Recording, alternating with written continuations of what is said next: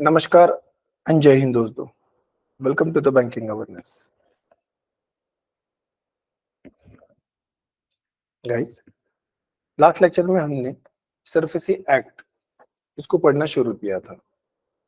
इसका एक हिस्सा हमने कंप्लीट किया था, बचा हुआ हिस्सा आज कंप्लीट करेंगे। साथ ही साथ हम एमबीएफसी इस टॉपिक को भी इस लेक्चर में पढ़ने की कोशिश करेंगे।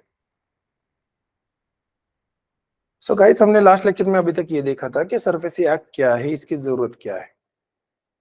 हमने समझा था कि सरफेसी एक्ट ये बैंकों की मदद करने के लिए कानून बनाया गया है। बैंकों के अंदर सिक्योर्ड और अनसिक्योर्ड अलग अलग दो तरीके के लोन होते हैं। जब मैं बात करूंगा सिक्योर्ड लोन की, तो सिक्योर्ड लोन वो है जहां पे किसी ना किसी चीज को गिरवी रखा जाता है in the name of collateral. Collateral रखा जाएगा तो वो सिक्योर्ड लोन है। अनसिक्योर्ड लोन वो है जहां पे ये कोलैटरल नहीं रखा जाएगा। SARFAESI act will work on only secured loan. Secured loan के ऊपर ही सरफेसी एक्ट काम करता है, उसके अलावा सरफेसी एक्ट अनसिक्योर्ड लोन पे अप्लाई नहीं किया जा सकता है। तो जब सिक्योर्ड लोन की हम बात कर रहे थे, तो बैंक के अंदर अलग अलग तरीके की सिक्योरिटीज रखी जाती है। जैसे मान लो किसी ने गोल्ड अपना गिरवी रखा, बैंक किसी ने रखी, किसी ने घर गिरवी रखा, गाड़ी, बहुत सारी चीजें जिनको गिरवी रख के आप कर्जा ले सकते हो। क्योंकि बैंक के अंदर जो भी पैसा आता है, बैंक वो पैसा किसी दूसरे अन्य व्यक्ति से इंटरेस्ट पे लेती है। जैसे डिपॉजिट ले लिए तो इंटरेस्ट देना पड़ेगा बैंक को, इसलिए बैंक उस पैसे का वाइज यूज करने की कोशिश करेगी। तो बैंक जब किसी को वो पैसा कर्जे पे देगी, तब उनसे सिक्योरिटी लेगी वहां पे कि इन केस वो पर्सन अगर पैसा लेके भाग गया या फिर वो पर्सन बैंक का कर्जा वापस करने की क्षमता में नहीं है, तो बैंक सिक्योरिटी जो भी रखी गई उस पर्सन द्वारा, उस सिक्योरिटी को बेच के अपना पैसा वसूल करेगी। बट ये चीज इतनी आसान भी नहीं थी, क्योंकि किसी भी कोलैटरल को बेचने के लिए बैंक को पहले कोर्ट जाना पड़ता था, कोर्ट से परमिशन लेनी पड़ती थी, फिर कोर्ट की परमिशन के बाद कोलैटरल को बेचने की प्रोसेस स्टार्ट होती थी। वो भी तुरंत नहीं होता था, उसके लिए भी समय लगता है। मतलब बैंक के लिए अपने जो लॉसेस है एनपीए से रिलेटेड, तो एनपीए लॉसेस को रिकवर करने के लिए बहुत लंबी प्रोसेस से गुजरना पड़ता था, सालों लग जाते थे इसके अंदर समय और टाइम दोनों की बर्बादी होती थी। तो इन प्रॉब्लम्स का सॉल्यूशन निकालने के लिए सरफेसी एक्ट को लाया गया था। सरफेसी एक्ट नरसिम्हन कमेटी के रिकमेंडेशन द्वारा बनाया गया था। अब सरफेसी एक्ट का प्राइम इंपॉर्टेंस क्या है कि सरफेसी एक्ट बैंकों को ऐसे अधिकार देता है जिन अधिकारों के आधार पे बैंक उनके पास जो भी सिक्योर्ड एसेट रखे गए हैं तो उनको बेच सकती है और अपने एनपीए रिलेटेड कर्जे को रिड्यूस कर सकती है वहां पे। So SARFAESI act will help bank to reduce their NPA losses by giving them right to sell or manage their secured assets। तो ये सरफेसी एक्ट का प्राइम ऑब्जेक्टिव है। इस ऑब्जेक्टिव के साथ सरफेसी एक्ट लागू किया गया था। हमने समझा था कि सरफेसी एक्ट क्या है, उसका फुल फॉर्म है securitization and reconstruction of financial assets and enforcement of security interest act. ये हमने देखा था लास्ट लेक्चर में। फिर हमने देखा था कि 3 तरीके की सिक्योरिटीज होती है। जब मैं बात करूं सिक्योर लोन की, तो कौन सी चीजें आप कोलैटरल की तरह यूज कर सकते हो, तो उसके अंदर प्लेज, हाइपोथेकेशन और मॉर्गेज 3 चीजें थी। प्लेज मतलब जैसे गोल्ड, जब आप गोल्ड बैंक में गोल्ड लोन लेते हो, तब आप आपके पास जो सोना है वो बैंक में दे दोगे, तो possession is transfer to the bank. तो वो गोल्ड बैंक के पास रहेगा लेकिन कर्जा आप लेके जाओगे, है ना। तो आपका गोल्ड बैंक ने रख लिया, तो वो प्लेज है। What is mortgage here? Mortgage मतलब क्या है कि आप जब किसी चीज को गिरवी रख रहे हो तो वो चीज आपके पास रहेगी और वो चीज इमूवेबल है। That means an immovable asset, when an immovable asset is used as a collateral, तब आप उसको कहोगे मॉर्गेज। तो इमूवेबल एसेट के अंदर जैसे लैंड आ गया, घर आ गया, तो जब लैंड आप गिरवी रखते हो, जमीन या फिर घर गिरवी रखते हो, तो जमीन और घर बैंक की पोजीशन में नहीं जाता है, वो कस्टमर की पोजीशन में रहता है। बट अगर आप एनपीओ होते हो तो वो पोजीशन बैंक के पास ट्रांसफर हो जाएगा। तो दिस इज योर मॉर्गेज। फिर हमने देखा था हाइपोथेकेशन। हाइपोथेकेशन क्या होता है कि ये भी ऐसे एसेट्स होते हैं जिनकी पोजीशन कस्टमर के पास ही रहेगी, लेकिन ये एसेट्स मूवेबल होते हैं। जैसे गाड़ी आपके पास, तो गाड़ी एक मूवेबल एसेट है। जब आप कार लोन ले रहे हो, बाइक लोन ले रहे हो, तब आप हाइपोथेकेशन कर रहे हो वहां पे। तो ये 3 तरीके की मैंने आपको सिक्योरिटी बताई थी वहां पे। ऑब्जेक्टिव समझाया था हमने वहां पे कि बैंक के सामने मुश्किलें कम करना है, एनपीए के लॉसेस को रिड्यूस करना है। सो सरफेसी एक्ट काम कैसे करता है? तो सरफेसी एक्ट के अंदर बैंकों को पूरे अधिकार है कि कोर्ट में बिना जाए वो सिक्योरिटी एसेट्स को बेच सकते हैं। मतलब मैंने अपना घर गिरवी रखा है, अगर मैं एनपीए होता हूं तो बैंक मेरा घर बेच सकती है बिना कोर्ट की परमिशन लिए। तो ये सरफेसी एक्ट के अंदर ताकत मिली, लेकिन ये ऐसे ही नहीं हो जाएगा ना बिना किसी इंफॉर्मेशन के। तो पहले सरफेसी एक्ट के अंदर किसी भी बैंक को जो एनपीए हो गया है अकाउंट, तो एनपीए अकाउंट होल्डर को एक नोटिस भेजनी पड़ेगी जो 2 महीने के लिए होती है। मतलब सिर्फ 60 दिन की नोटिस देनी पड़ेगी। उस 60 दिन के बाद फिर कार्रवाई स्टार्ट होगी। 60 दिन के अंदर अंदर जो कस्टमर है बैंक का, जिसका लोन एनपीए, जिनका लोन एनपीए हो गया है, उनको बैंक में आना है, अपना पूरा पैसा चुकाना है। अगर पैसा नहीं चुकाना है तो उनको बैंक को कन्विंस तो भी करना पड़ेगा कि मेरे पास अभी ये प्रॉब्लम है, मैं ये प्रॉब्लम सॉल्व कर रहा हूँ, सॉल्व होने के बाद आपका पूरा पैसा वापस करूंगा। If bank satisfied they will give you another chance. तो ये बैंक की डिस्क्रिप्शन में आएगा फिर आगे, लेकिन 60 दिन के अंदर अंदर आपको प्रॉपर रिस्पॉन्स करना पड़ेगा बैंक में। उसके बाद बैंक कार्रवाई स्टार्ट करेगी। जब कार्रवाई स्टार्ट करेगी तो कार्रवाई में क्या करेगी? तो take position of the loan security. घर रखा है तो घर का पोजीशन बैंक ले लेगी। अगर गाड़ी गिरवी रखी तो गाड़ी उठा के लेके जाएगी। अगर सोना रखा है तो सोने का पोजीशन तो बैंक के पास ही, तो बैंक क्या करेगी? उसको बेचने की प्रोसेस स्टार्ट कर देगी। उनको बेच भी सकती है या फिर उनको लीज पे भी रख सकती है या फिर उनका मैनेजमेंट भी कर सकती है। जैसे मान लो मेरे पास घर है, मैंने घर गिरवी रख के बैंक से कर्जा लिया है। अगर मैं एनपीए होता हूँ तो बैंक मेरी प्रॉपर्टी को मैनेज भी कर सकते हैं वहां पे। मतलब मेरे घर को किसी के भाड़े पे दे देंगे या फिर उसका यूज करेंगे to get another loans and all that. ये सारा काम करने में बैंक को एक संस्था मदद करती है। उस संस्था का नाम है एआरसी, एसेट रिकंस्ट्रक्शन कंपनी। मैंने बताया था कि सरफेसी एक्ट 2002 के अंदर एक संस्था बनाई गई थी जिसका नाम है एआरसी, एसेट रिकंस्ट्रक्शन कंपनी। ये कंपनी का काम क्या है? ये कंपनी का काम होता है कि बैंक के सामने जो भी एनपीए लॉसेस है उनको रिड्यूस करने में मदद करे। फिर मैंने समझा था कि ये काम कैसे होता है। तो सिंपल है, asset reconstruction company ARC. ARC कौन हो सकता है? एक प्राइवेट बैंक भी, एक प्राइवेट संस्था हो सकती है, पब्लिक संस्था भी हो सकती है, या फिर पब्लिक प्राइवेट पार्टनरशिप से भी हो सकती है। तो ये जो एआरसी है, ये एआरसी क्या करेगी? बैंक के पास जाएगी, बैंक को कहेगी कि तुम्हारे पास जितना एनपीए हमको बेच दो। तो 10 करोड़ का अगर बैंक के पास एनपीए है फॉर एग्जांपल, तो एआरसी ये 10 करोड़ के लोन को खरीद लेगी। तो 10 करोड़ के लोन ऐसा थोड़ी ना 10 करोड़ में लिए जाएंगे, तो म्यूचुअली एग्रीड वैल्यू पे लिए जाएंगे। मतलब बार्गेनिंग होगी यहाँ पे। तो मान लो दोनों ने बार्गेनिंग की और 7 करोड़ में अमाउंट सेटल हो गए, तो 7 करोड़ रुपए एआरसी बैंक को दे देगी और ये 10 करोड़ के कर्जे वापस ले लेगी। तो बैंक को जो 10 करोड़ का लॉस होने वाला था, अब वो 7 करोड़ वापस मिल गए ना उसमें से, तो बस 3 करोड़ का लॉस हो रहा है। तो इस तरीके से एनपीए लॉसेस रिड्यूस हो गए बैंक के सामने। उसी तरीके से एआरसी को क्या फायदा हो सकता है? तो 7 करोड़ में जो कर्जे खरीदे उनकी वसूली अगर 10 करोड़ हो जाती तो बैंक का भी 3 करोड़ का फायदा हो जाएगा वहां पे, सॉरी एआरसी का। So that is how transaction is happen. इसके अलावा एआरसी लोन के साथ रिस्ट्रक्चरिंग भी कर सकती है। तो ये मैंने लास्ट लेक्चर में आपको समझाया था एआरसी के बारे में।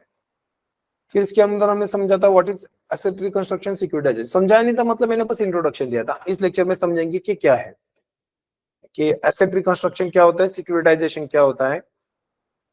एआरसी एक्ट के अंदर क्वालिफाइड बायर का नाम लिया जाता है। Who are qualified buyers? तो क्वालिफाइड बायर कौन हो सकते हैं? स्टेट इंडस्ट्रियल डेवलपमेंट कॉर्पोरेशन हो सकते हैं, स्टेट फाइनेंशियल कॉर्पोरेशन हो सकते हैं, इंश्योरेंस कंपनीज हो सकती है, कोई फाइनेंशियल इंस्टीट्यूशन जैसे बैंक्स भी हो सकती है। ठीक है, तो ये सारे क्या है? क्वालिफाइड बायर्स है। मतलब ये जो क्वालिफाइड बायर्स है, यही वो लोग हैं जो एआरसी से सिक्योरिटीज खरीद सकते हैं या फिर एसेट्स खरीद सकते हैं और एआरसी को पैसा दे सकते हैं। तो मतलब एआरसी बैंक से बैड लोन खरीदेगी और एआरसी जिन लोगों को बैड लोन्स की सिक्योरिटीज बेचेगी वो कौन है? Qualified buyers. अब एआरसीज के अंदर एसेट रिकंस्ट्रक्शन की प्रोसेस कैसी होती है? ARCs have the following options in this regard. तो एआरसी क्या क्या कर सकती है? चेंज और take over the management of the business borrowers. तो मान लेते हैं कि मेरी एक कंपनी है XYZ, में एनपीए हो गया। व्हेन आई बिकम एनपीए तो बैंक का लॉस हो सकता है। तो बैंक ने क्या किया? मेरा कर्जा एआरसी को बेच दिया। सो एआरसी ने मेरा जितना भी लोन अमाउंट था वो सब खरीद लिया, बदले में एआरसी ने बैंक को कुछ पैसा दे दिया। अब बैंक का और मेरा कुछ लेना देना नहीं है। अब now I will repay the loan to the ARC, तो मैं एआरसी का आप कस्टमर बन गया। तो एआरसी क्या करेगी, यहाँ पे एआरसी अपने लोन को रिकवर करने के लिए रिकवरी प्रोसेस स्टार्ट करेगी। रिकवरी प्रोसेस के अंदर वो क्या कर सकती है, वो देखेगी कि मेरा जो एनपीए हुआ है अकाउंट, क्या मैं उसको परफॉर्मिंग एसेट में कन्वर्ट कर सकती हूँ कि नहीं। एआरसी क्या सोचेगा, that this NPA could be converted into performing asset, yes or no? If yes, then it will try to convert it into the performing asset. अब परफॉर्मिंग एसेट में कन्वर्ट करने के लिए कुछ ना कुछ जुगाड़ करना पड़ेगा। तो एआरसी क्या करेंगे, जुगाड़ के नाम पे एआरसी ये कर सकती है कि change and take over the management of the business. तो मेरे कंपनी में एनपीए जनरेट हुआ है, इसका कारण है मेरे कंपनी का मैनेजमेंट। मेरे कंपनी में एम्प्लॉइज अच्छे नहीं है, बोर्ड ऑफ डायरेक्टर्स अच्छे नहीं है, मैनेजर्स अच्छे नहीं है, शायद से इनके कारण हुआ है। तो एआरसी क्या करेगी, एक्सपर्ट लोगों को बुलाएगी और मेरे कंपनी में भेजेंगी, बोलेंगी बकवास लोगों को निकालो, एक्सपर्ट लोगों को बिठाओ, वो एक्सपर्ट लोग आपकी कंपनी का मैनेजमेंट करेंगे। अब वो जब एक्सपर्ट लोग कंपनी का मैनेजमेंट करेंगे, तो ये जो कंपनी का प्रॉफिट जो निगेटिव में जा रहा था, वो कंपनी का प्रॉफिट अब पॉजिटिव में जा सकता है। और कंपनी का प्रॉफिट होगा तो कंपनी लोन रिपे करेगी, मतलब NPA will convert into performing assets. ये कर सकती है, पहला ऑप्शन। दूसरा ऑप्शन क्या है यहाँ पे, सेल्स और लीज सच बिजनेसेस। तो ये जो मेरा बिजनेस है XYZ, इस बिजनेस को सेल भी कर सकती है, लीज भी कर सकती है। वहां पे लीज करना मतलब भाड़े पे दे देना। वहां पे मान लेते हैं कि मेरी XYZ कंपनी ट्रक, एक ट्रांसपोर्टेशन की कंपनी, और मेरे पास 100 ट्रक्स है, 100 ट्रक्स है मेरे पास। तो एआरसी क्या करेगी, मेरे ट्रक्स को लीज पे दे देगी, ऐसे लोगों को जिनको ट्रक्स की जरूरत है उनको भाड़े पे दे देगी। तो वो लोग पैसा देंगे, जब पैसा देंगे तो वो एआरसी अपने पास रख लेगा। दैट्स हाउ एआरसी अपने लोन को रिकवर कर सकती है। ये एक तरीका हो गया। या फिर सेल भी कर देगी, जितने ट्रक बेच सकती है उतने ट्रक बेच देगी और कुछ पैसा कमा लेगी वहां से। तो this is another option with in front of ARC. Rescheduling the payment of debts. तो यहाँ पे rescheduling of payments of debt मतलब रिस्ट्रक्चरिंग किया जा सकता है। मान लेते हैं अब मेरी XYZ कंपनी में एनपीए हो गया और मेरा जो ईएमआई था वो ईएमआई 5 लाख रुपए का था। अब कोविड के अंदर क्या हो गया कि मेरी कंपनी का धंधा बंद पड़ गया। अब मेरी ट्रक की ट्रांसपोर्टेशन की कंपनी, मेरे पास ट्रक्स थे। अब कोविड के अंदर कोई भी ट्रक्स यूज नहीं कर रहा था क्योंकि ट्रैवल बैन लग गया था, लॉकडाउन लग गया था। तो मेरे कंपनी का घाटा हो गया और मैं एनपीए में कन्वर्ट हो गया। अब मेरे ऐसा नहीं कि सारे के सारे ट्रक्स गैराज के अंदर पड़े, कुछ ट्रक्स सड़क पे चल रही मेरी, लेकिन उनसे ज्यादा प्रॉफिट नहीं कमा रहा हूं ना। मान लो मैं उनसे टोटल प्रॉफिट 4 लाख रुपए कमा रहा हूँ, मेरा ईएमआई 5 लाख रुपए, तो मैं पूरा ईएमआई नहीं दे सकता। मान लेते मेरा सारा खर्चा वगैरह पकड़ के मैं 2 लाख रुपए ईएमआई अफोर्ड कर सकता हूँ। I can afford 2 lakh rupees EMI, 5 lakh नहीं कर सकता। तो एआरसी क्या करेगी, मेरे ईएमआई को 2 लाख में कन्वर्ट करेगी। मान लेते 5 लाख 10 साल के लिए मुझे देना था, तो 2 लाख रुपए 20 साल के लिए देना पड़ेगा वहां पे। इस तरीके से मेरे लोन का रीशेड्यूल हो सकता है वहां पे। मतलब जो ईएमआई 5 लाख था उसको कम करके 2 लाख कर दिया, जो कर्जा मुझे 10 साल में देना था अब उसका टर्म बढ़ा के 20 साल कर दिया। तो rescheduling of the payment of debt, understood. तो इस तरीके से भी क्या किया जा सकता है, नॉन परफॉर्मिंग एसेट को परफॉर्मिंग में कन्वर्ट करके रेगुलर पेमेंट एक्सेप्ट कर सकती है एआरसी। उसके अलावा enforcing the security interest offered in accordance with the law. तो एनफोर्समेंट ऑफ सिक्योरिटी इंटरेस्ट, इसका मीनिंग क्या होता है कि सरफेसी एक्ट के तहत जो भी फाइनेंशियल इंस्टीट्यूशन है जिनके पास एनपीए जनरेट हो रहे हैं, तो उनको कुछ अधिकार मिले हैं।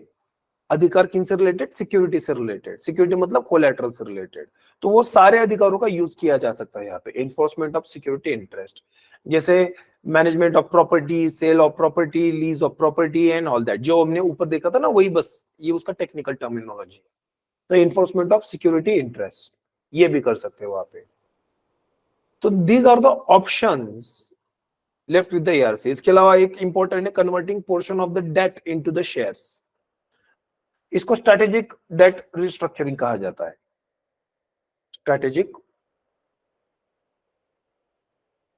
Date restructuring.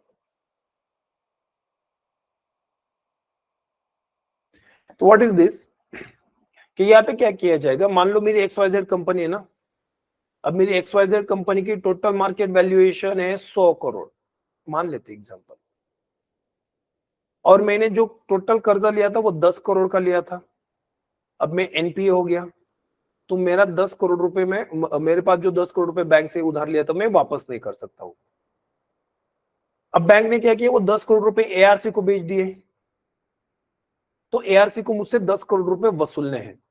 अब एआरसी को समझ में आ रहा है कि मेरे कंपनी में मैनेजमेंट चेंज करने के बाद, सारी चीजें करने के बाद भी कुछ फायदा नहीं हो रहा है वहां पे, तो एआरसी क्या कर सकती है, कह सकती है मेरे कंपनी के अंदर कि ये जो 10 करोड़ रुपए है ना, ये तुम्हारे टोटल मार्केट वैल्यूएशन का 10% है, तो आप एक काम करो, तुम्हारे कंपनी के 10% शेयर एआरसी के नाम पे ट्रांसफर कर दो और ये 10 करोड़ रुपए भूल जाओ।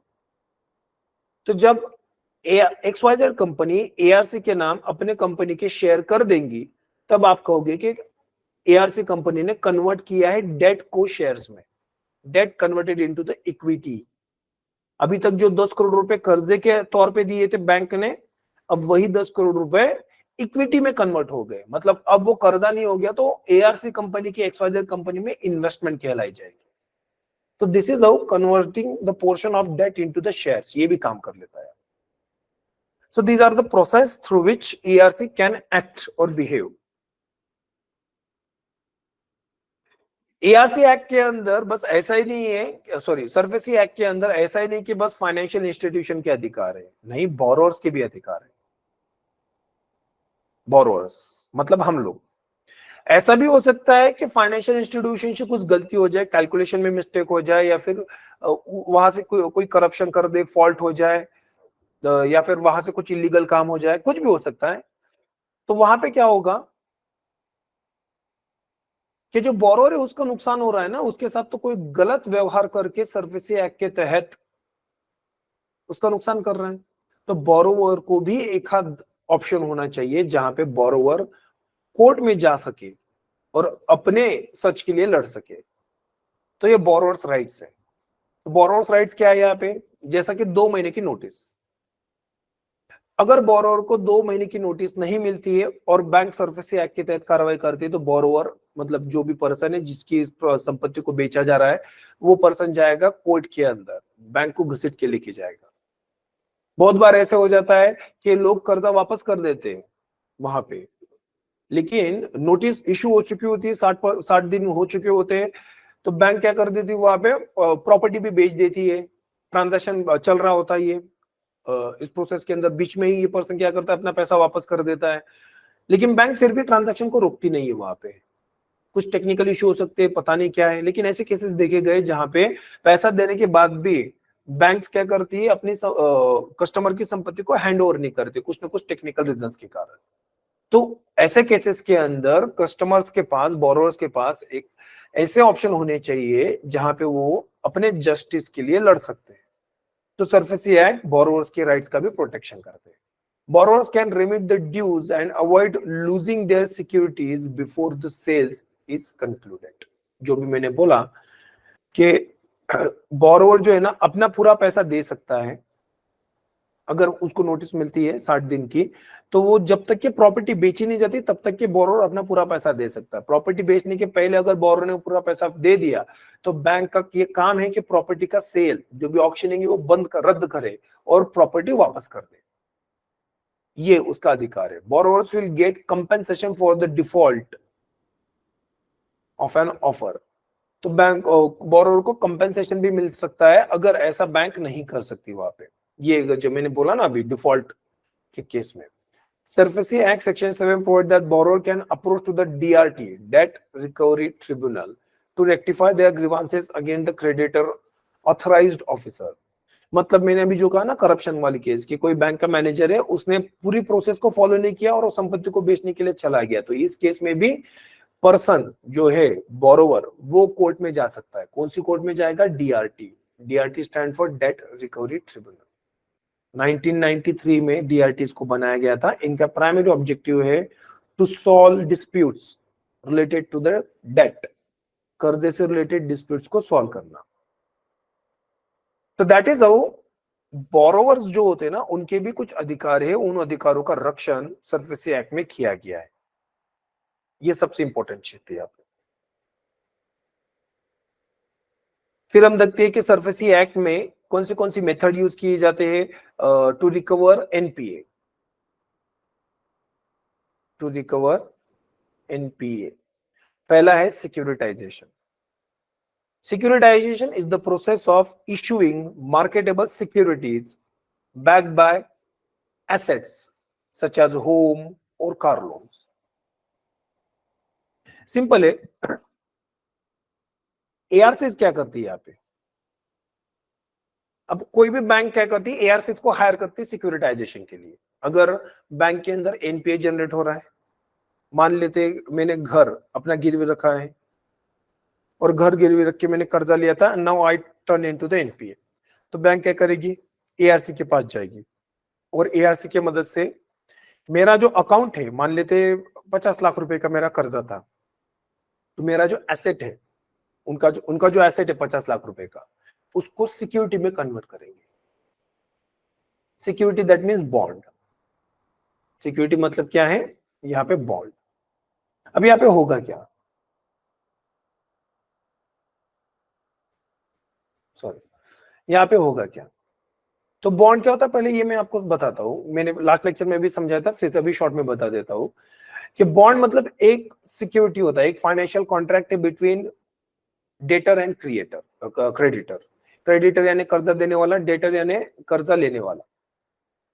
तो जो क्रेडिटर है मतलब कर्जा देने वाला, उसका नाम होगा, कर्जा लेने वाला उसका नाम होगा, कितने लाख रुपए का, कितने रुपए का कर्जा लिया है वो लिखा होगा, कितने समय के लिए और कितना इंटरेस्ट रेट है। इस तरीके से एक सर्टिफिकेट इशू होगा, वो क्या है, बॉन्ड सर्टिफिकेट। अब इस बॉन्ड सर्टिफिकेट के ऊपर एक सिक्योरिटी रखी जाएगी। देयर इज अ सिक्योरिटी, मतलब ये क्या है, सिक्योर्ड एसेट है। Bond is a secured asset. तो बॉन्ड के ऊपर एक सिक्योरिटी रखी जाएगी। जब हम यहाँ पे कह रहे हैं सिक्योरिटाइजेशन, तो ये जो एसेट्स है बॉन्ड के ऊपर यूज होने वाले, वो ये वाली सिक्योरिटीज होगी, ठीक है ना। तो मेरा जो होम है उसके ऊपर बैंक क्या करेगी, एआरसी की मदद से एक बॉन्ड बनाएगी, उसको एज अ सिक्योरिटी यूज करेंगे और एक बॉन्ड बनाएंगे। अब वो बॉन्ड क्या करेंगे, वो मार्केट में बेचेंगे। बैंक ने क्या किया कि मेरे कोलेटरल का यूज किया, क्योंकि अब वो बैंक के पोजीशन में ना, एनपीए हो गया, तो bank can use that home to recover their losses. तो बैंक ने क्या किया, उस घर का यूज किया बॉन्ड के ऊपर एज अ सिक्योरिटी, उस बॉन्ड को मार्केट में बेचा। तो जब ये बॉन्ड कन्वर्ट किया, बनाया गया ना बैंक के एसेट के ऊपर, जो बैंक के अंदर लोन है वो एसेट है, तो बैंक के एसेट के ऊपर जो बॉन्ड बनाया गया, उस प्रोसेस को आप कहोगे सिक्योरिटाइजेशन। तो सिक्योरिटाइजेशन एक प्रोसेस है जहां पे बैंक के एसेट को यूज करके डेट सिक्योरिटी बनाई जाती है और उस डेट सिक्योरिटी को मार्केट में बेचा जाएगा। अंडरस्टूड? तो दिस इज सिक्योरिटाइजेशन प्रोसेस। अब इस सिक्योरिटाइजेशन के प्रोसेस के अंदर सिक्योरिटीज बनाएगी, जैसे होम लोन, ऑटो लोन्स के ऊपर। An asset can be sold after it's convertible into marketable securities. तो ये जो बॉन्ड बनाया है हमने, एसेट, सिक्योरिटी इज एसेट, इसको मार्केट में सोल्ड किया जाएगा।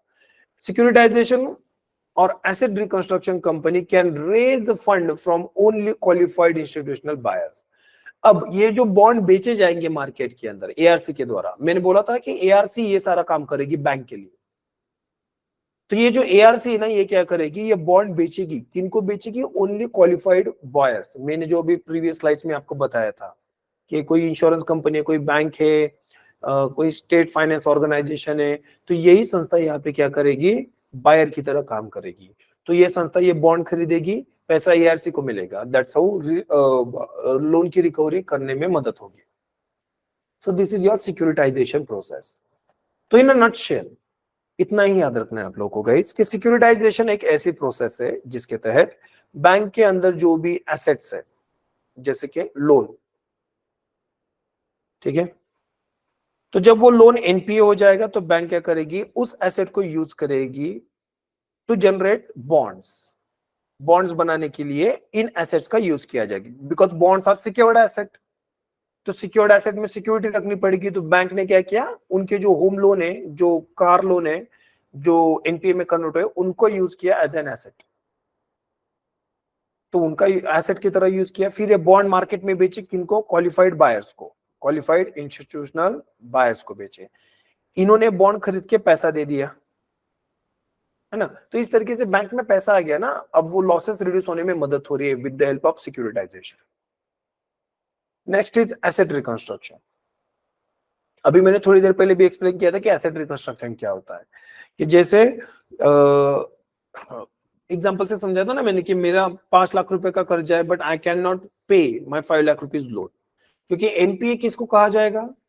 एनपीए मतलब वो एसेट्स है, वो बोरोअर्स है जो बैंक का कर्जा वापस नहीं कर रहे, फुल्ली और पार्शियली ऑल्सो, फुल्ली और पार्शियली। तो अगर मेरा 5 लाख का ईएमआई है और मैं कह रहा हूं कि 4.5 लाख रुपए रख लो आप और बाकी का बाद में देखेंगे, फिर भी बैंक के लिए आप क्या कन्वर्ट हो सकते हो? एनपीए हो सकते हो, क्योंकि bank will ask you for whole EMI, not partial EMI. तो अगर आप पार्शियली भी पैसा पे कर रहे हो, तब भी आप क्या कन्वर्ट हो सकते हो? एनपीए में। तो एसेट रिकंस्ट्रक्शन के अंदर क्या किया जाएगा? मेरे एसेट को रिकंस्ट्रक्ट कर सकती है आपसे, मतलब कि मेरा जो 5 लाख रुपए का ईएमआई है उसको घटा के 2 लाख रुपए ईएमआई में भी कन्वर्ट कर सकते हैं। Now 2 lakh rupees I can afford and I will pay it regularly. तो बैंक के अंदर जो मेरा एनपीए अकाउंट था वो अब परफॉर्मिंग एसेट में कन्वर्ट हो जाएगा। This is how conversion is take place. तो ये क्या है? Asset reconstruction. इसके अलावा एसेट रिकंस्ट्रक्शन में और कौन सी चीज आएगी? तो एसेट रिकंस्ट्रक्शन के अंदर मेरा जो भी कर्जा है, मान लीजिए 10 करोड़ का कर्जा है, तो 10 करोड़ का कर्जा 10 करोड़ के शेयर में भी कन्वर्ट हो सकता है। ये भी बताया था मैंने अभी थोड़ी देर पहले। तो debt to equity conversion, that is also part of asset reconstruction. Debt to equity conversion, that is also part of asset reconstruction. तो इस तरीके से एसेट रिकंस्ट्रक्शन का भी ऑप्शन दिया गया है सरफेसी एक्ट में। Third is enforcement of security without interruption of the court. तो enforcement of security क्या है? That act empowers banks and financial institutions to issue notice to individuals who have obtained a secured asset from the borrower for paying due amount and claim to borrower's debtor to pay sum due to the borrowers. अब ये थोड़ा सा technical हो गया, इसको simple आसान शब्दों में आपको बताता हूं कि यहाँ पे क्या होता है कि enforcement of security interest without the intervention of court. तो बैंक है, बोरोअर है, कर्जा लेने वाला ये मैं हूं।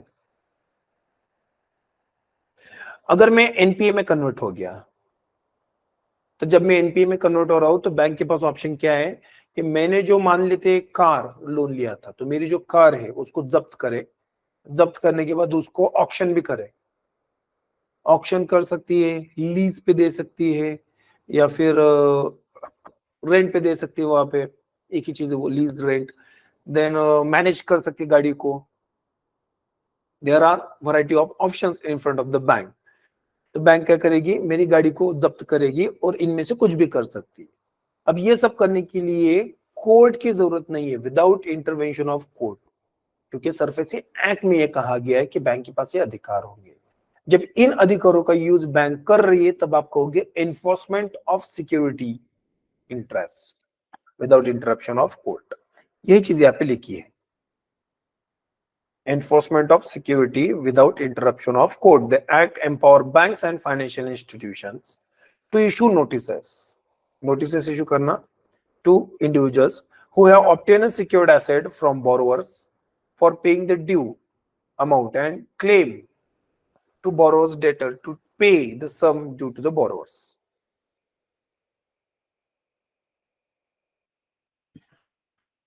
अब आगे बढ़ते हैं। Is SARFAESI act applicable to the NBFCs? ये सवाल है कि सर्फेसी एक्ट एनबीएफसीज के ऊपर अप्लाई होगा क्या?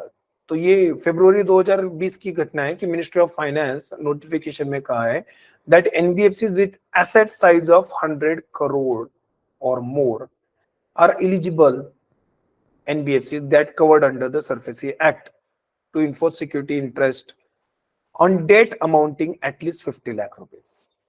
तो यहाँ पे दो चीजें हैं, एक 100 करोड़ 50 लाख। ये दोनों चीजें क्या है? कोई भी एनबीएफसी है। अब एनबीएफसी मतलब अलग अलग तरीके की कंपनी होती है। एनबीएफसी क्या है थोड़ी देर में हम समझेंगे। तो कोई भी जो एनबीएफसी है ना,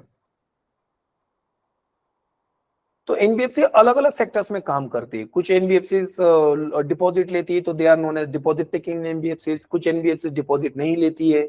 कुछ एनबीएफसी आपके इक्विटी मार्केट में काम करती है, तो कुछ एनबीएफसी आपके डेट मार्केट के लिए काम करती है, कुछ एनबीएफसी माइक्रो फाइनेंस के लिए काम करती है। There are variety of NBFC. तो ये जो एनबीएफसी है छोटी मोटी अलग अलग साइज की हो सकती है। 2020 में मिनिस्ट्री ऑफ फाइनेंस ने ये कहा था कि ऐसी कोई भी एनबीएफसी जिसकी एसेट साइज 100 करोड़ या फिर उससे ज्यादा है, मतलब इसके अंदर 100 करोड़ से ज्यादा के एसेट्स हैं, तो ऐसी एनबीएफसी सरफेसी एक्ट के अंदर आएगी। लेकिन इस एनबीएफसी के हर एनपीए को कवर किया जाएगा क्या? तो नहीं।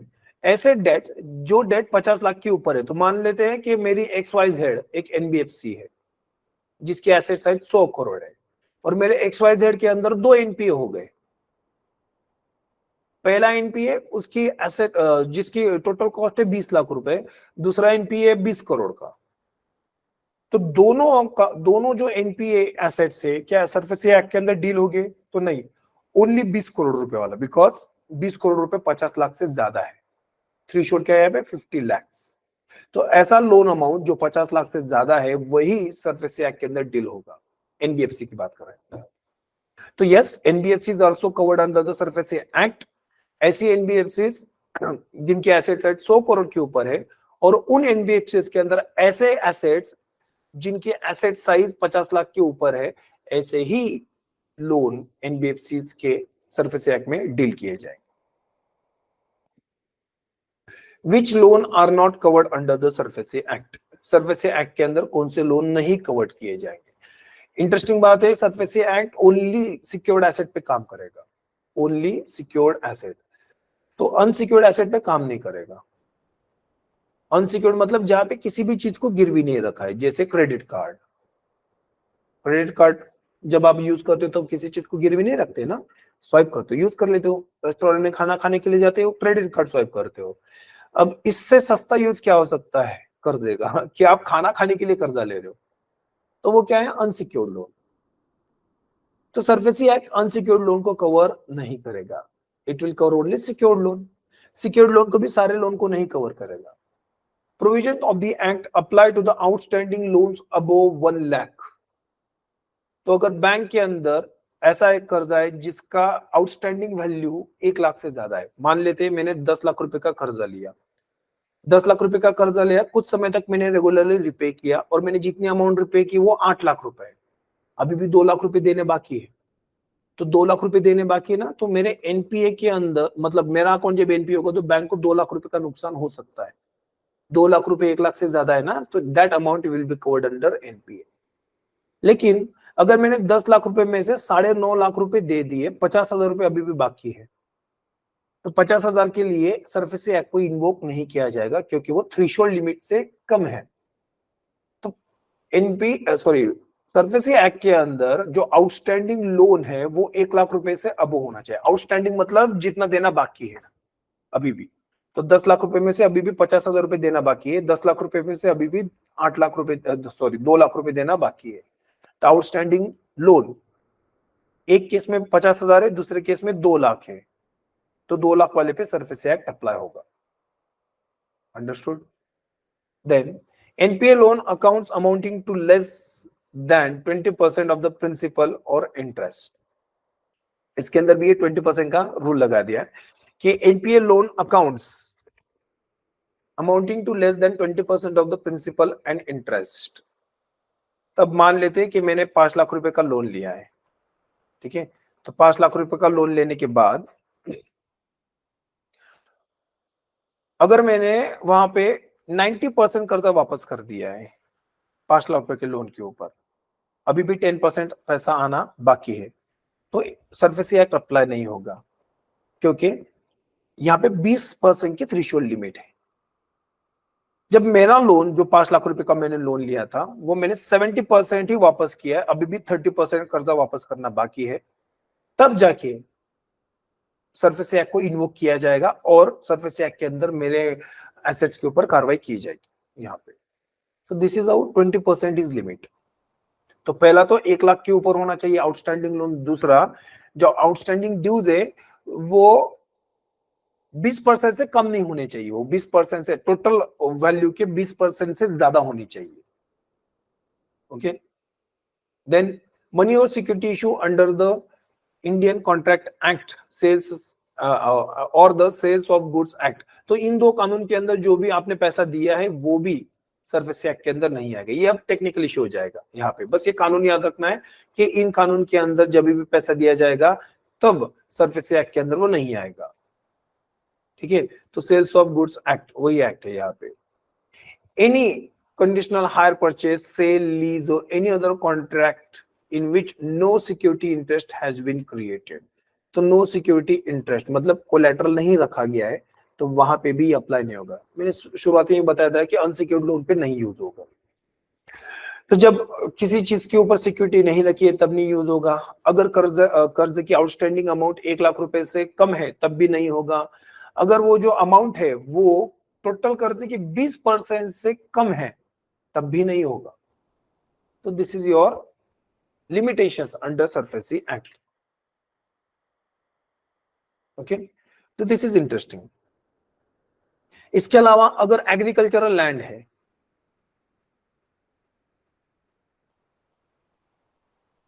अगर एग्रीकल्चरल लैंड है तो एग्रीकल्चरल लैंड वो भी सरफेसी एक्ट के अंदर नहीं आएगी। मतलब किसी फार्मर ने खेती की जमीन गिरवी रख के कर्जा लिया है और वो फार्मर एनपीए हो गया। इन दैट सिनेरियो बैंक उस फार्मर की जमीन को, जो उसने जो अपनी खेती की जमीन फार्म लैंड गिरवी रखी है, उस फार्म लैंड को नहीं बेच सकती है, नहीं मैनेज कर सकती है वहां पे। तो this is provision under SARFAESI act that agricultural land is not covered under SARFAESI act. Understood? तो सरफेसी एक्ट के अंदर क्या नहीं आता है वो आपके सामने रखा है। इसके अलावा जो भी चीजें वो सारी चीजें सरफेसी एक्ट के अंदर आ जाएगी। अंडरस्टूड? तो जब ये जो हमने चीजें अभी यहाँ पे गिनवाई है, अगर ये सरफेसी एक्ट के अंदर नहीं आ रही है तो इनकी वसूली कैसे की जाएगी, ये इंपॉर्टेंट सवाल है। तो इनकी वसूली करने के लिए बैंक के पास जो अल्टीमेट ऑप्शन है वो है DRT, डेट रिकवरी ट्रिब्यूनल।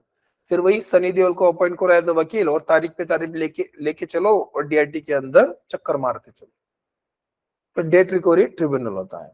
मैंने प्रीवियस लेक्चर्स में भी बताया था, डेट रिकवरी ट्रिब्यूनल मतलब ये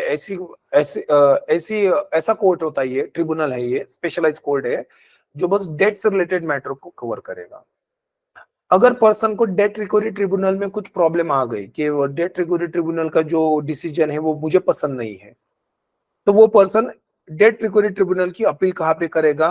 डेट रिकवरी अपीलेट ट्रिब्यूनल, मतलब DRT के ऊपर और एक कोर्ट है, तो डेट रिकवरी अपीलेट ट्रिब्यूनल पे जाया जाएगा और वहां पे केसेस को सुना जाएगा। तो फिर डेट रिकवरी ट्रिब्यूनल या फिर डेट रिकवरी अपीलेट ट्रिब्यूनल जो भी डिसीजंस देंगे वो डिसीजंस रिकवरी के लिए फॉलो किए जाएंगे। दैट्स हाउ जो लोन सरफेसी एक्ट के अंदर नहीं कवर किए जाते DRT के थ्रू उनको सॉल्व किया जाता है। Understood? So guys, this is about SARFAESI act. तो सरफेसी एक्ट के अंदर ये सारी चीजें इंपॉर्टेंट है।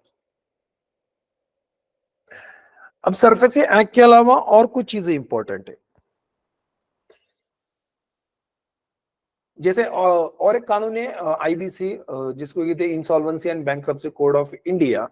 अब वो कानून काफी बड़ा है इसलिए अभी हम उसके बारे में बात नहीं करेंगे। Yes, of course in the upcoming lectures we are going to talk about the IBC, insolvency and bankruptcy code, कि कैसे इंसॉल्वेंसी एंड बैंक्रप्सी कोड आपका NPA के लॉसेस को रिड्यूस करने के लिए काम करेगा। Understood? So this is about SARFAESI act. तो गाइस, सरफेसी एक्ट एक काफी इंपॉर्टेंट एक्ट है, इससे काफी सवाल पूछे जाते हैं एग्जामिनेशन के अंदर। Okay, I hope so I make some it make some sense to you guys. तो चलो आगे बढ़ते हैं। Next is non banking financial companies. तो गाइस, सरफेसी एक्ट के अंदर हमने NBFCs के बारे में काफी चर्चा की कि एनबीएफसीज के ऊपर अप्लाई होता है कि नहीं होता है, किसके ऊपर अप्लाई होता है, किसके ऊपर नहीं होता है। इनफैक्ट मैंने और एक चीज मिस कर दी वहां पे बताते बताते कि जो एनबीएफसी के अलावा कोऑपरेटिव बैंक्स है ना, उनके ऊपर भी अप्लाई होता है। जो सरफेसी एक्ट है वो कोऑपरेटिव बैंक्स के ऊपर भी अप्लाई किया जाता है, इस बात को भी नोट कर लेना गाइस। सो जो नॉन बैंकिंग फाइनेंशियल कंपनीज होती है, ये क्या होती है? तो आपको मैं एक छोटा सा इंट्रोडक्शन देता हूँ इन चीज का कि एनबीएफसी क्या होती है। अब हम सबको पता है कि बैंक क्या होती है। बैंक ऐसी इंस्टीट्यूशन है, फाइनेंशियल इंस्टीट्यूशन है, वित्तीय संस्था है जिसका काम है लोगों से पैसे लेना, रिसीव करना in the form of deposit, और लोगों को पैसे देना in the form of loan. तो ये फाइनेंशियल कंपनीज है, एक तरीके से ये लोगों को कर्जा देने का काम करती है। लेकिन हम सबको पता है कि इन दुनिया में कर्जा देने का काम बस बैंक नहीं करती है ना, there are other financial institutions also. तो उनको आप एनबीएफसी कह सकते हो, उनको आप क्या कह सकते हो? एनबीएफसी। अब एनबीएफसी की कोई प्रॉपर डेफिनेशन नहीं है, जैसे बैंक्स की एक आपको डिफाइन डेफिनेशन मिलती है, that bank is a financial institution which accept deposit from the people and provide loan to the people. ये ट्रेडिशनल डेफिनेशन है उसकी। एनबीएफसी की कोई फिक्स डेफिनेशन नहीं आती है। बेसिकली जो बैंक नहीं वो एनबीएफसी है, यही होता है वहां पे बेसिक मीनिंग। तो एनबीएफसी क्या है, इसकी जरूरत क्या है? तो सिंपल लॉजिक है गाइस कि बैंक जो होती है ना, वो बैंक एक अलग तरीके की इंस्टीट्यूशन है। बैंक के अंदर क्या होता है कि बैंक के अंदर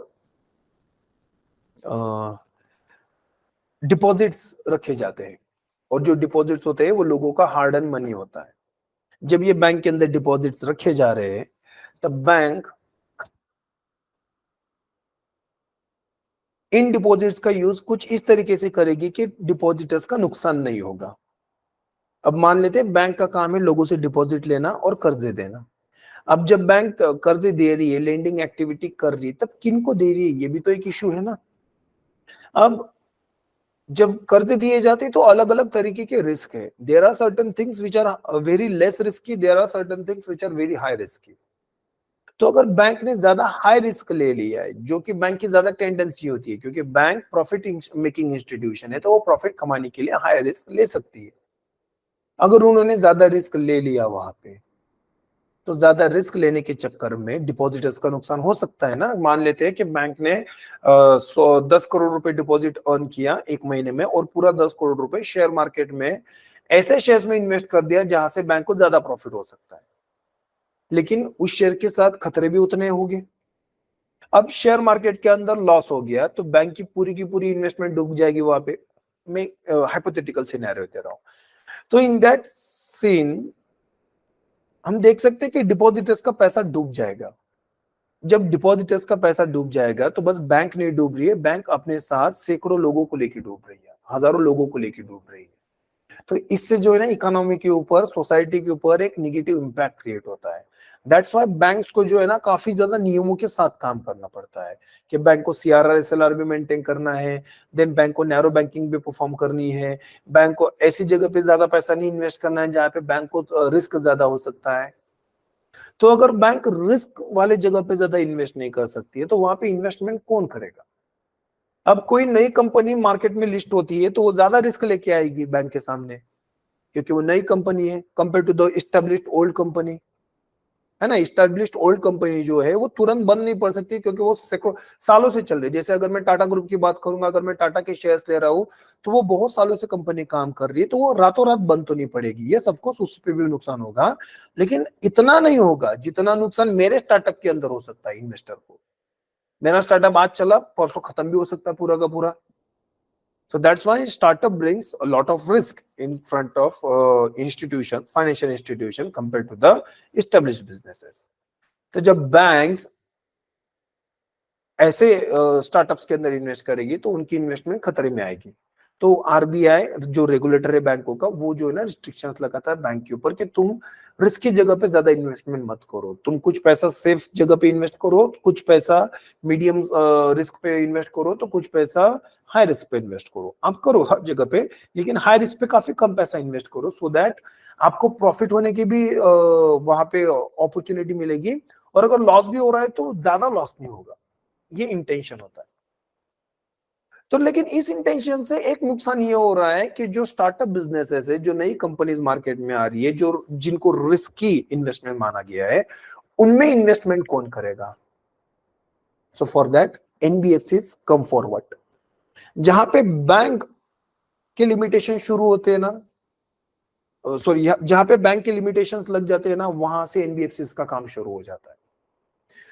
तो एनबीएफसी ऐसी संस्था है जहां पे बैंक कर्जा नहीं दे सकती, वहां पे एनबीएफसी बढ़ चढ़ के आगे आके कर्जा दे सकती है, क्योंकि एनबीएफसी के अंदर जो पैसा होता है वो बोरोर्स का पैसा नहीं होता है। ये सबको there are certain deposit taking NBFC, उनके बारे में भी समझेंगे हम यहाँ पे।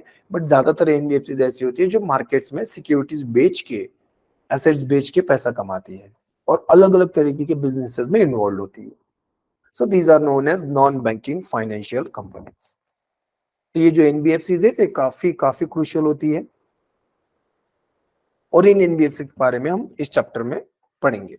अब समय की कमी के चलते ज्यादा हम इसके बारे में नहीं पढ़ सकते, अभी तो बस इंट्रोडक्शन ही हो सकता है, लेकिन इसके सारे डिटेल्स हम नेक्स्ट लेक्चर में कवर करेंगे। ठीक है, तो एनबीएफसी जैसे मैंने कहा कि नॉन बैंकिंग फाइनेंशियल कंपनीज। वैसे अगर मैं आपको बताऊं सादे एकदम नॉर्मल लैंग्वेज में कि इंडिया के अंदर साहूकार होते हैं, ये साहूकार कैन बी आल्सो एनबीएफसी, वो भी क्या हो सकते हैं? एनबीएफसी। इंटरेस्टिंग बात है कि सारे साहूकार नहीं गिनोगे आप उसके अंदर, क्योंकि कुछ साहूकार ऐसे होते हैं जिनको लाइसेंस मिलता है। यस, देयर आर सर्टेन साहूकार जो लाइसेंस से काम करते हैं, there are certain who don't have license. तो जिनके पास लाइसेंस है वो लीगल साहूकार है, जिनके पास लाइसेंस नहीं वो इलीगल साहूकार है। तब आप साहूकारी का भी धंधा इसमें ला सकते हो ना एनबीएफसी के अंदर, बिकॉज उनका भी काम क्या है? फाइनेंस प्रोवाइड करना। दे आर फाइनेंशियल कंपनीज, है ना, वो एक कंपनीज नहीं, वो इंस्टीट्यूशन है, we can not call them a company, लेकिन बिजनेस तो वही कर रहे हो एनबीएफसी का। ठीक है, तो ये होता है आपका NBFC, non banking financial companies. तो non banking financial companies are the financial institution offering the wide range of financial services similar to the banks. तो ये बैंक की तरह काम करते हैं लेकिन बैंक नहीं है। अब क्यों नहीं थे वो समझेगा। The main difference is that, the main difference is that NBFCs are not licensed as full-fledged bank। मतलब बैंकिंग रेगुलेशन एक्ट 1949 आरबीआई को ताकत देता है बैंक को रेगुलेट करने की, लेकिन किसको बैंक कहा जाए ये कैसे डिसाइड होगा? तो सिंपल, ऐसे कोई भी फाइनेंशियल इंस्टीट्यूशन जिनको आरबीआई से बैंकिंग लाइसेंस मिल रहा है उनको आप क्या कहोगे? बैंक। जिनको बैंकिंग लाइसेंस नहीं मिल रहा है, विच आर नॉट लाइसेंस्ड, वो क्या है? Non bank. तो नॉन बैंक फाइनेंशियल कंपनीज। तो ये होती है non bank financial companies. Unlike traditional banks, NBFCs can not accept demand deposit from the public. ये पब्लिक से डिमांड डिपॉजिट नहीं ले सकते, मैंने कहा था ना डिपॉजिट नहीं लेंगे, तो डिमांड डिपॉजिट नहीं ले सकते। NBFC primary engage in lending activities, कर्जा देने का काम करते हैं, providing loans and credit facilities to the individuals and businesses. They can offer different type of loan including personal loan, vehicle loan, housing loan, business loan and more। तो ये अलग अलग तरीके के लोन दे सकते हैं। ऐसा नहीं कि बस कंपनीज को ही लोन देंगे, नहीं, पर्सनल लोन भी दे सकते हैं, जैसे क्रेडिट कार्ड भी इशू कर सकते हैं। व्हीकल लोन जैसे मान लो कार लोन मिल रहा है आपको, बाइक के लिए लोन मिल रहा है, बजाज फाइनेंस देते हैं फॉर एग्जांपल। हाउसिंग लोन मिलता है आपको, बिजनेस भी लोन मिलेगा। तो इस तरीके से अलग अलग लोन जो दिए जाते हैं वो एनबीएफसी के द्वारा दिए जा सकते हैं। तो दिस इज योर एनबीएफसी। तो गाइस यहाँ पे हमने एक चीज नोटिस की है कि एनबीएफसी और बैंक के बीच में जो बेसिक डिफरेंस है वो तो उनका रिकॉग्निशन है। काम तो लगभग एक जैसा कर रहे हैं, लेकिन आरबीआई दोनों को अलग अलग तरीके से रिकॉग्नाइज कर रहे हैं। एनबीएफसी उसको भी रेगुलेट कौन कर रही है? आरबीआई कर रही है। बैंक को भी रेगुलेट आरबीआई कर रही है, लेकिन जो भी बैंक है वो आरबीआई के अंडर एक लाइसेंस लेती है, उसको आप बैंकिंग लाइसेंस कहोगे, जबकि एनबीएफसी को वो लाइसेंस नहीं मिलता है। तो ऐसी कोई भी फाइनेंशियल इंस्टीट्यूशन जिनके पास इस तरीके का लाइसेंस नहीं है, आप उन फाइनेंशियल इंस्टीट्यूशंस को एनबीएफसी कह सकते हो। अंडरस्टूड? अब ये जो एनबीएफसी है ये अलग अलग तरीके के काम करते हैं। ये बस कर्जा नहीं देती है, ये लीजिंग, हायर परचेस, ये सारे धंधे करती है। वो सारे बिजनेस हम आगे जाके देखेंगे, लेकिन इनका प्राइमरी बिजनेस क्या होता है? कर्जा देना। और कर्जा किनको देंगे, तो वाइड रेंज ऑफ कस्टमर्स इनके सामने है। इनके सामने इंडिविजुअल कस्टमर्स भी जो पर्सनल लोन ले सकते हैं, जैसे क्रेडिट कार्ड।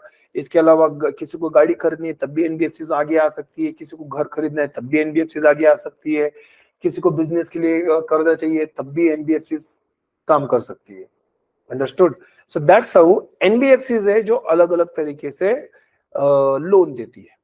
लेकिन जो एनबीएफसी है वो पैसा कहां से लेती है ज्यादातर, तो वो मार्केट से पैसा बोरो करती है। बोरो करती है, कैसे करती है समझेगा आपको। But they can not accept demand deposit. अब ये जो डिमांड डिपॉजिट है ना, ये एनबीएफसी के अंदर बहुत सारे बदलाव क्रिएट करेगा। वो कैसे बदलाव क्रिएट करेंगे वो नेक्स्ट लेक्चर में समझेंगे। अंडरस्टूड? अभी के लिए इतना याद रखो, NBFC can not accept demand deposits. So this is introduction of the NBFCs, guys. NBFC से related और भी important information है जिसको हम next lecture में continue करेंगे. Okay, so that's it for today. Thank you.